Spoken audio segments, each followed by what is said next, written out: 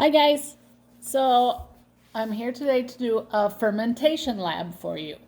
Now fermentation is the anaerobic process of cellular respiration, and hopefully you've read about that and you remember that cellular respiration is the process of taking glucose and oxygen and breaking it down to release the energy that's stored in that glucose molecule, and then it gets stored in ATP.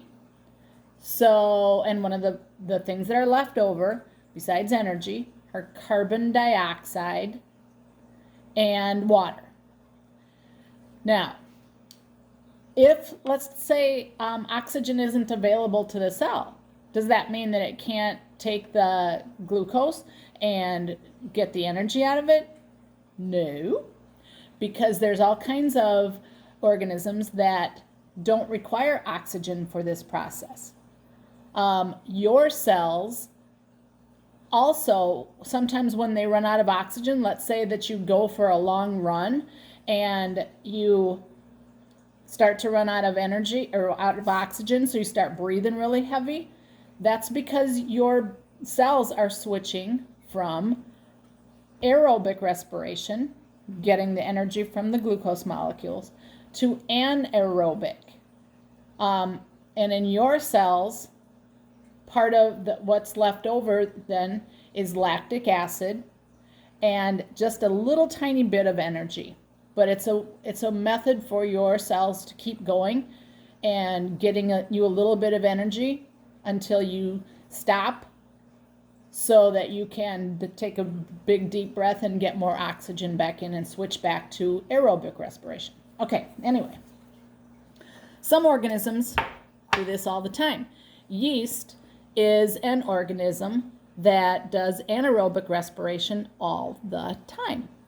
So we are going to look at yeast doing some anaerobic respiration.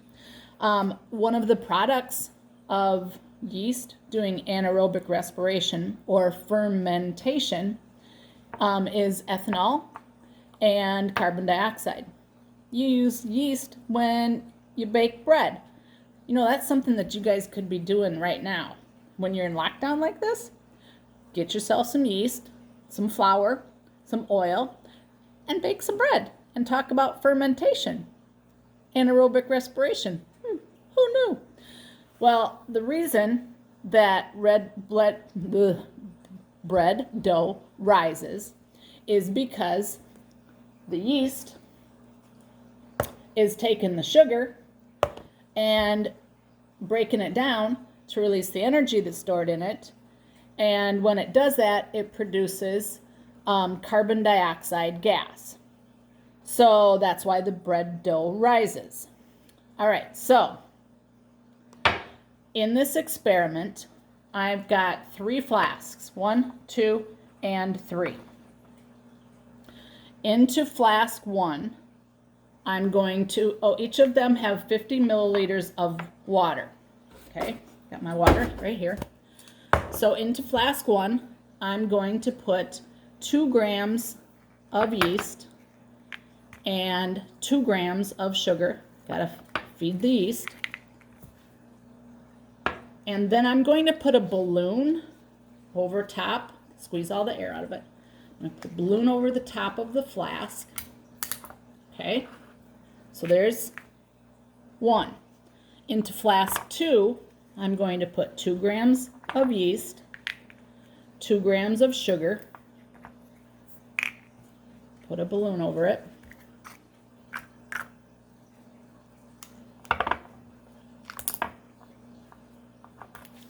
But the thing is, I'm going to put flask 2, and I don't know if you can see back here. I've got some water boiling. I'm going to put it in there for 2 minutes. Flask 3, oh shoot, I don't want to put this on yet. Wait till it gets out of the water. Flask 3 is going to be my control.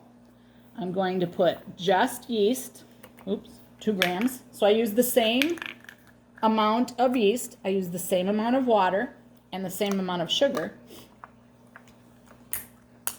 So flask 3 is my control. If there's no sugar in here, will the yeast still do fermentation? Will it still produce carbon dioxide gas? In flask 1, hopefully you're saying, well, this guy is going to go to town and produce lots of carbon dioxide gas. So we'll see. Now, this has been in here.